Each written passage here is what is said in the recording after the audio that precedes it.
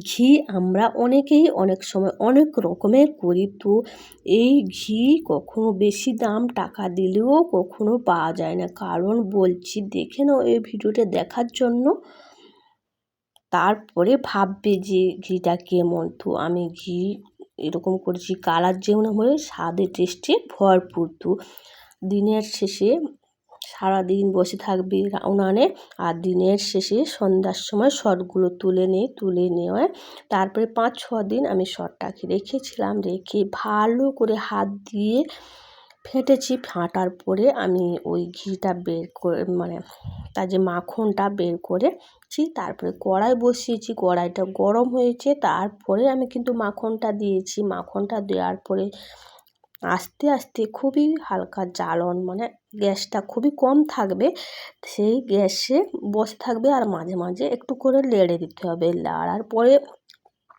ঘিটা হতে একটু আগে হওয়ার আগে আমি 4-5টা লেবু পাতা আর হাফ চামচ হলুদের গুঁড়ি দিয়েছি। তো কখনো এই হলুদ গুঁড়ি আর ঘিটা, হলুদ গুঁড়ি আর লেবু পাতা দিলে কিন্তু কখনো ঘি নষ্টও হবে না, আর খেতে কিন্তু অসাধারণ লাগবে। যারা ঘি খায় তারা বুঝবে। তো আমি ঘিটা ঠান্ডা হয়ে গেছে আর চড়াটা কালো কালো হয়ে গেছে, সেই মুহূর্তেই কিন্তু আমি ঘিটা গ্যাসটা বন্ধ করে দিয়েছি। ঠান্ডা হয়ে গেছে। এবার আমি একটা কাঁচের জার নিয়েছি, কাঁচের জারে এবার ছেঁকে নিয়েছি।